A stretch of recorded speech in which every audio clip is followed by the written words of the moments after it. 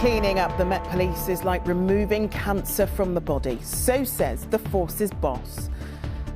Sir Mark Rowley intends to use top officers to root out hundreds of colleagues deemed unfit for the job in an attempt to clean house. This is one part of that work that is partway through reassuring London that there aren't people here who are any threat to women and children. But is it enough to clean up Britain's biggest force in the face of accusations of being institutionally racist, homophobic and misogynist? Also tonight, the woman killed by a car and killed in the street, and the 12-year-old boy arrested on suspicion of murder. Investigations into the royal links to the slave trade gets the nod of approval from the King. And Frank's back again. Chelsea gives its favourite son another chance.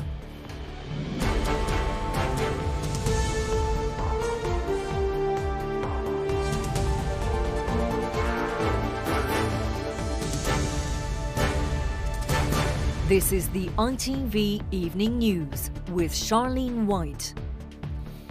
Good evening. It's perhaps a measure of how low the reputation of the Metropolitan Police has sunk that its boss today described the need to clean it up as removing cancer from the body. Sir Mark Rowley said 90 top officers are being moved from serious crime and counter-terrorism to spearhead the task, and hundreds of complaints against the police are to be reopened. The stark announcement follows a series of scandals resulting in a report branding the force as institutionally racist, homophobic and misogynist. Geraint Vincent reports. Some men who until very recently were serving police officers. Liam Bushane, who was sentenced to 42 weeks in jail last month after sharing an extreme pornographic image on his phone. Ireland Murdoch was found guilty last Monday of rape. He used a police computer to search for his victim's name after she reported the crime. And on Tuesday, Jonathan Simon was given a suspended jail sentence for stalking a woman he had met on duty. He's actually still a policeman, suspended from duties pending a misconduct hearing. And so it is that when the Met Commissioner speaks about the progress he's making rooting out criminals from his ranks, he also has to reassure people that his police force is not a dangerous one. I've got tens of thousands of great people, but we've clearly got some people who shouldn't be here. This is one part of that work that is partway through reassuring London that there aren't people here who are any threat to women and children. So far, more than 1,100 cases where Met staff have been accused of domestic violence or sexual offences in the last 10 years have been looked at again. Most of them are going to be formally reassessed, 200 of them urgently. Last month, an independent review described the Met as an institutionally misogynist boys' club. Juliana Terlizzi's ex-boyfriend was convicted of raping her last year. She is waiting for a response to a complaint she has made about the police investigation. I was more traumatized by how the police dealt with me than the actual crime itself, than the actual rape. No victim should feel like that. How can I tell a victim to come forward knowing that was the treatment I received? The Met says around 90 police officers have been moved away from fighting serious or organised crime to work on the force's new professional standards team. Fixing the Met's reputation is coming at some operational cost. Now, Mark Rowley assures us that he is making some progress, but he's clearly a man who's experiencing some professional frustration right now. He talks about how nonsensical it is that he can't fire a police officer, even if he wants to, because of the number of legal hurdles that are in the way. And again, it probably tells you something about the state that the Met is in, that the boss is publicly complaining that he can't do his job in the way that he would like. Geraint, thank you. A 12-year-old boy is being questioned by police tonight on suspicion of the murder of a woman who was hit by a car. The woman, who was in her 60s, died in Sheffield yesterday evening. Martin Fisher is there for us tonight. Martin, what more do we know about what happened? Well, a police cordon remains tonight at this residential property just to the south of Sheffield, and that follows events at around 7 p.m. last night when police were called to reports that a woman had been hit by a car. Now, when paramedics arrived here, they found a 60-year-old woman with serious injuries. She subsequently died at the scene. Following that incident, a 12-year-old boy was arrested on suspicion of murder and also of possession of a bladed article.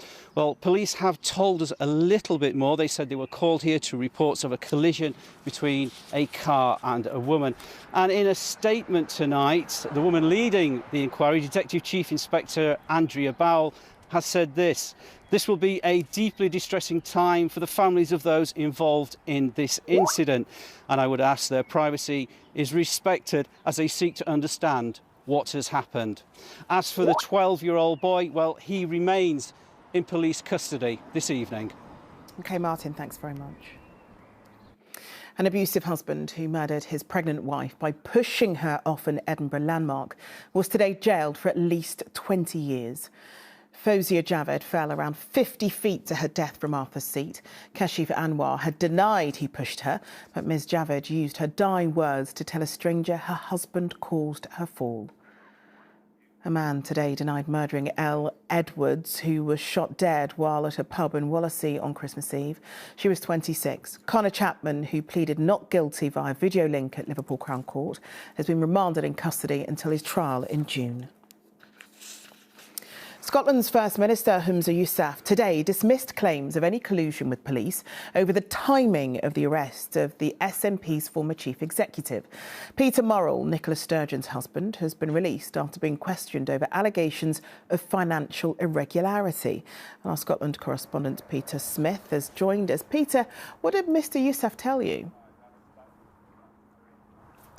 Well, we know that this home shared by Nicola Sturgeon, the former SNP leader, and the party's former chief executive, Peter Murrell, has been the centre of a major police investigation into the SNP's funds and finance. But just in the last hour, the final police officers have left this as a search scene. They dismantled the investigation, the incident tent.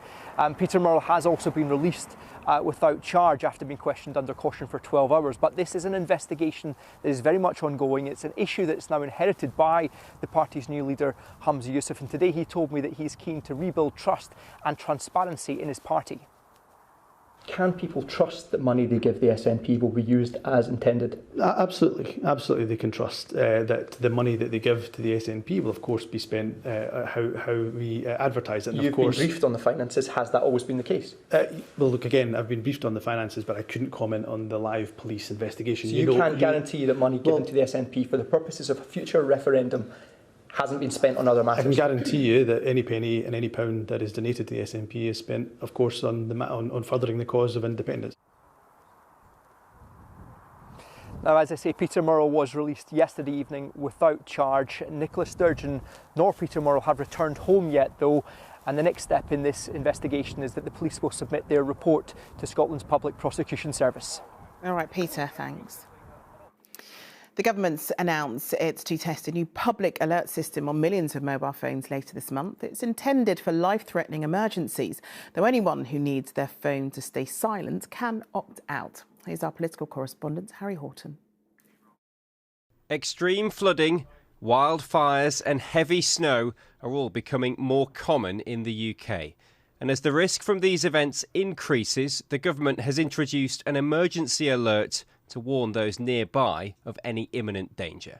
Now, the purpose of this is to let people know if there is something very serious that could endanger their life. So, for example, if your home is at risk of being inundated with a major flood that could put your life at risk, or there's a severe weather emergency that could similarly put your life at risk. UK smartphones will receive an alert, even if on silent, on Sunday the 23rd of April at 3 p.m. The timing of the test has been chosen to minimise disruption after the London Marathon has finished and before the FA Cup semi-final begins. But there are concerns the test could distract drivers, and domestic abuse charities have warned of potential dangers. We're really concerned that the emergency test alert could alert perpetrators of domestic abuse to secret phones that survivors of domestic abuse have to help them contact their family and friends, plan for their safety. So what's your advice for people who have a second emergency phone? You can search your settings for emergency alerts and turn off severe and extreme alerts. The system is already in use in Australia, the US and parts of Europe, where extreme weather is far more common. Alerts in the UK are expected to be sent very rarely, but the government hopes this sound could end up saving lives. Harry Horton, ITV News. There's plenty more to come on the ITV Evening News, including how the man whose statue was torn down in Bristol facilitated royal links with slavery. Plus, you see, Mrs. Vardy, if you hadn't have deleted all of those No, messages... I didn't delete my messages. I disclosed my messages. the celebrity courtroom drama brought to life on stage in Wagatha Christie, the play. We'll be back with that and more after the break.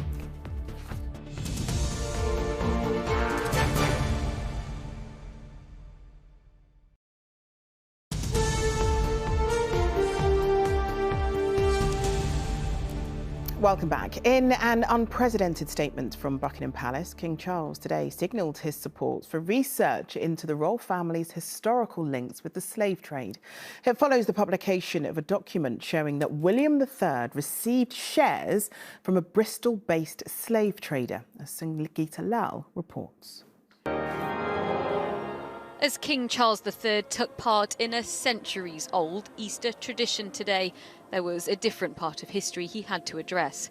About this document, which suggests a direct link between the exploitation of black people during the slave trade and the monarchy. It's hard for us to know, for example, how the money was spent or invested by the royal family, but we know that they made money. We know that they invested in the slave trade, that they defended the slave trade, that they looked out for the interests of slave trading companies.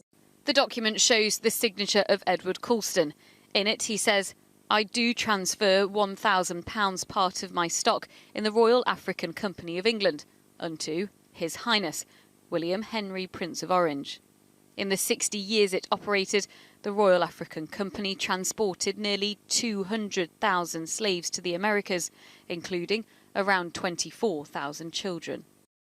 The deal shows the king had Edward Colston's money in his pocket, a man who recently sparked a reaction across the country and whose statue was pulled down in Bristol during the Black Lives Matter movement because of what he symbolised to so many. And now the question is, what does his link with the royal family symbolise today? It isn't something that really was just in the past. It actually has real consequences in our present. So what do you think he can do? What can the monarchy do to directly respond to this part of their history? If there's something that was to do with redistribution of wealth, of the money gained, including like resources, property and land, and then something beneficial is going to come from that, like real tangible action. And in a city that's already retraced its history, that's led to real change here, this research could alter the monarchy's legacy too. Sangeeta Lal, ITV News, Bristol. The Levelling Up Secretary has asked councils not to force elderly and vulnerable people to use smartphone parking apps. Michael Gove said in a letter he was concerned about them being excluded if traditional pay and display machines are scrapped. There were some delays at the port of Dover today as the Easter weekend getaway began. The wait for passport checks reached an hour and a half before easing later on in the day. And some babies and children under the age of 5 are to be offered the COVID jab for the first time. Children aged 6 months to 4 years with underlying medical conditions will be offered it from mid-June. Now, barely 2 years after being sacked as Chelsea manager, Frank Lampard has been reappointed. He's been given the job until the end of the season, tasked with trying to halt the team's terrible run of form. Martha Fairley is at Stamford Bridge for us. This is all a bit of a surprise, wasn't it, Martha? Yes, it was somewhat of a surprise this afternoon when Frank Lampard was unveiled as Chelsea's new interim manager, just months after he was sacked as Everton's manager. Now, the former Chelsea captain was once the club's golden boy, adored by the fans and their all-time top goal scorer, and he led them to Champions League and Premier League glory over a decade ago. He came back to Stamford Bridge in 2019 as manager, but having failed to restore the club's winning ways, he was sacked after 18 months. And this afternoon, at a hastily arranged press conference, he said he's delighted to be back. It's a pretty easy decision for me. This is my club in terms of my playing career and having coached here before. So I have a lot of emotions and feelings towards the club. And obviously I've been on a different path since I left Chelsea. But to come back in a time where the club have asked me to come and take the role, of course that's the most important thing. Well, Lampard's appointment is just a temporary measure while the club look for a new full-time manager. They have struggled to make an impact this season. They're languishing 11th in the Premier League table. The first test of whether it's second time lucky for Lampard will be this weekend when they're at home to Brighton. Well, we shall see. Martha, thanks very much. Well, staying with football, and England's Lionesses have the chance to lift another trophy tonight. After last summer's European Championship victory, they return to the National Stadium for the first ever women's finalissima against the champions of South America. Tonight's game against Brazil will be in front of a sellout 90,000 crowd. Finally, the court battle between Rebecca Vardy and Charlene Rooney held the nation spellbound for weeks. Well, now a play based on what became known as the Agatha Christie trial is soon to open. Rishi Davda went to see if the show can match the real-life drama in the courtroom. Something odd happened. You see, Mrs. Vardy, if you hadn't have deleted all of those No, messages... I didn't delete my messages. I disclosed my messages. At times, the Vardy-Rooney court case felt like a show, with the world its audience. Agatha Christie. Agatha Christie. Agatha Christie legal battle. The trial lasted 7 days, but only those involved heard every word. It's you that's betrayed her. To take it to the theatre, the full transcripts have been condensed into just 90 minutes. The funniest things happen in real life, you know, and you couldn't write what happened. It was high drama, high entertainment in the high courts, and I think we'll give you a little flavour of that, definitely. Did you follow the case closely? I did. I followed it very closely. I was obsessed. I do believe it came from her account. Reality was adapted before as a TV show. I'm known to have a notebook and a piece of paper and a diary. One of the biggest challenges for the play, adding drama to an already dramatic story. When this played out in court, the barristers would have read all the WhatsApp messages and the Instagram posts, whereas we can do them ourselves. So it heightens it, it's quite fun, and I think that brings a bit more drama to it. Starting in the West End, Vardy versus Rooney, the Agatha Christie trial is heading on a UK tour. Its director was unaware of the bubbling back and forth on social media in 2019. I came to it with fresh eyes and I deep dived, and I was able to go, without any sort of prior knowledge or bias, was able to go, who are these people, what is happening, why is everyone so obsessed about it, and ask some of those questions. Vardy and Rooney saw their private interactions become a national conversation, and with a tell-all documentary on the way, the Agatha Christie legacy lives on. Rishi Davda, ITV News. Well, that's it from us for now. Julie will have your news at 10 later after the football. But for me and the whole of the Evening News team, have a wonderful Easter. Bye-bye.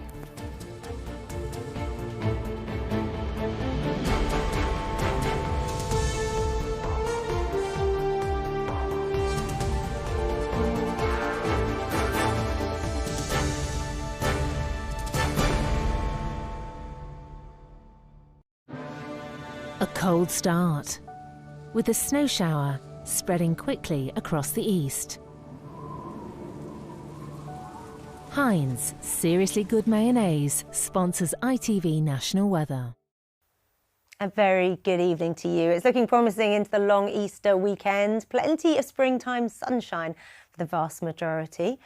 As for the next few hours, a few showers gradually fading to leave us with clear, if chilly, conditions tonight. And we've got a huge area of high pressure in control of our weather just in time for the long Easter weekend. Near picture-perfect conditions by day with springtime sunshine, particularly away from eastern spots with a little more cloud cover.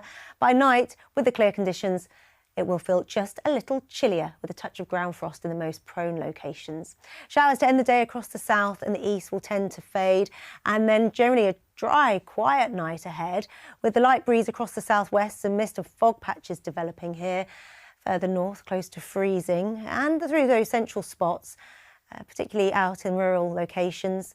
Here, a touch of ground frost into the new day, but we will see clear, crisp, if cold conditions from the word go into Good Friday. A little more in the way of patchy mist and fog will tend to shift from the southwest to leave us with stunning unbroken blue skies and sparkling springtime sunshine. Just a little more cloud cover into those eastern locations with a chilly breeze from the near North Sea. A little fair weather cloud developing further west, but this melting away again later.